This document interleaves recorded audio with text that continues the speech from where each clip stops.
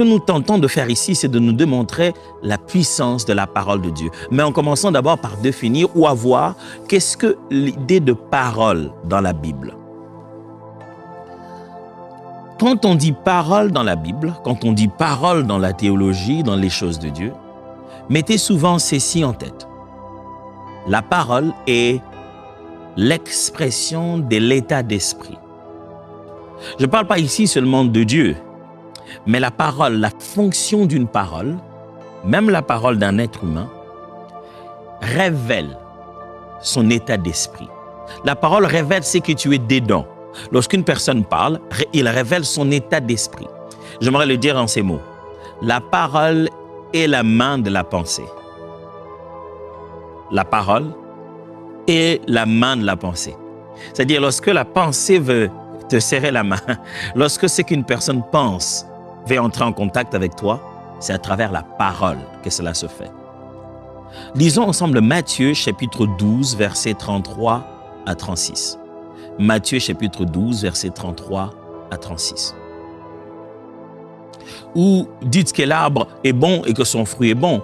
Ou dites que l'arbre est mauvais et que son fruit est mauvais. Car on connaît l'arbre par le fruit. Race des vipères, comment pourriez-vous dire des bonnes choses méchants comme vous l'êtes? Vous entendez? Comment pourriez-vous dire des bonnes choses méchants comme vous l'êtes à l'intérieur? Car c'est de l'abondance du cœur que la bouche parle. L'homme bon tire de bonnes choses de son bon trésor, et l'homme méchant tire des mauvaises choses de son mauvais trésor. Je vous le dis, au jour du jugement, les hommes rendront compte de toute parole vaine qu'ils auront proférée. Jésus est en train de leur expliquer que vous ne pouvez pas là venir dire « je l'ai dit seulement, c'était que sur mes lèvres ». Non, non, non. Ce qui sort des lèvres vient du cœur. C'est de l'abondance du cœur que la bouche parle. Elle dit « comment pourrez-vous dire des bonnes choses aussi méchants que vous êtes ?» Tel arbre, tel fruit. L'état d'esprit d'une personne se révèle à travers ses paroles. C'est que quelqu'un est à l'intérieur de lui, son esprit. Comment va son esprit en ce moment-là? Ça se révèle à travers ses paroles. Et du coup, c'est comme ça qu'on reconnaît l'esprit de Dieu, à travers les paroles de Dieu. L'esprit de l'homme, à travers les paroles de l'homme. Donc, premièrement, quand on dit parole dans la Bible, ayez en esprit que lorsqu'on dit parole, on dit comment l'esprit se manifeste, comment l'esprit fait connaître sa volonté. Deuxièmement, quand on dit parole dans la Bible, c'est l'engagement solennel d'une alliance. Il y a cette idée qui revient plusieurs fois dans la Bible. Je vous ai dit qu'il y en a beaucoup, mais j'ai retenu quelques idées seulement pour attirer notre attention. L'engagement solennel d'une alliance. L'idée de la parole dans l'Ancien comme dans le Nouveau Testament reviendra toujours dans le sens où on a donné un sceau, un gage, une signature, une garantie de l'engagement qu'on a pris. À l'époque de la Bible, les gens ne donnaient pas beaucoup de choses. Des fois, des grands et des très très grandes alliances se sont faites rien que par l'engagement de la parole. Je le jure, sur l'honneur, je le dis. Aujourd'hui, la parole ne vaut plus rien. Oh, aujourd'hui, les gens te donnent la parole, demain, il fait autre chose. Ouf.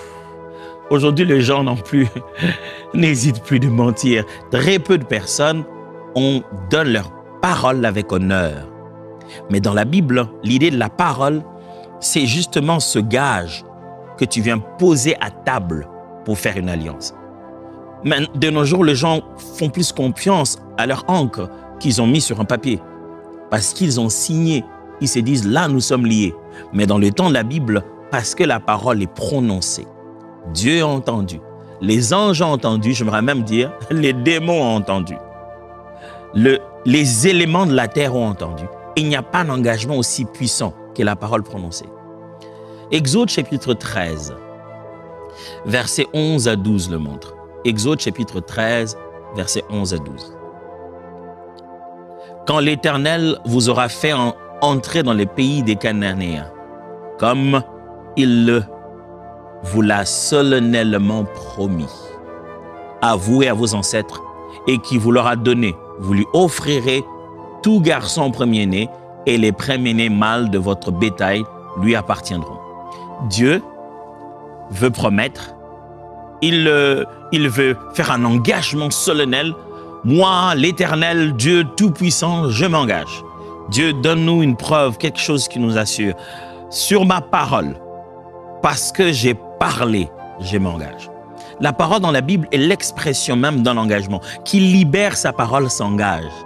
Qui dit s'engage. De nos jours, les gens blaguent avec les paroles, vraiment beaucoup. Mais ce n'est pas parce que les gens ne respectent plus leurs paroles que la parole ne fonctionne plus comme elle fonctionnait. La parole a toujours même fonction. Quand vous parlez, vous engagez. Que vous preniez ça au sérieux ou non, vous vous êtes engagé. La parole reste l'instrument d'un engagement solennel. La parole. Nous sommes en train d'étudier ensemble avec vous, durant toute cette semaine, vous allez les découvrir, la puissance de la parole de Dieu. Mais avant d'entrer dans la parole de Dieu, aujourd'hui, je pensais qu'on peut mieux comprendre ensemble comment les idées qui viennent avec la pensée de parole dans la Bible. J'ai choisi quelques idées qui sont dans l'Ancien et dans le Nouveau Testament, qui peuvent nous permettre de commencer à comprendre quand on dit parole, quelle en est la fonction, quelle en est la teneur. J'ai dit d'abord que la parole, c'est l'expression d'un état d'esprit. C'est comme une personne est à l'intérieur de soi, lorsqu'elle veut s'exprimer, ça travaille une parole. Je vous ai laissé avec ce mot, que la parole était la main de la pensée. C'est par la parole que la pensée touche, que la pensée vous touche. Vous savez, vous avez déjà dit deux fois, il m'a touché avec ce qu'il a dit. Pas avec les mains, mais il m'a touché. Mais ce qu'il vous dit était dans sa pensée. Mais lorsqu'il a verbalisé sa pensée est devenue suffisamment puissante pour venir te toucher. La parole se déplace plus vite que nos jambes. La parole touche des parties que nos mains ne peuvent pas toucher. Quand tu parles à quelqu'un, tu peux lui faire pleurer. Juste le faire pleurer. Je me souviens, une de mes filles, elle déteste tellement tout ce qui est seringue, tout ce qui est piqûre, oh là là. Dès qu'elle est en face de ça, elle se met à pleurer, sans qu'on l'ait touché. Deux fois, juste l'idée, lorsqu'on lui dit, puisque tu ne te sens pas bien, on va aller à l'hôpital. Dès qu'on a dit hôpital, les larmes coulent de ses yeux. Je ne veux pas qu'on me pique. C'est un deuil qui commence. Je ne veux pas qu'on me pique. Je vais bien, je ne veux pas qu'on me pique. Donne-moi seulement les médicaments. Oh, tu pleures pourquoi? On ne t'a même pas piqué. Tu ne sais même pas si ça te fait mal. Cette parole a réveillé tout en moi. Frère, nous sous-estimons le pouvoir de la parole. Le fait que Dieu a donné ça à l'humain, non pas aux autres êtres, comme les animaux, comme les arbres. Le fait que Dieu a donné ça seulement à l'être humain, Dieu nous a donné un héritage fort de sa nature.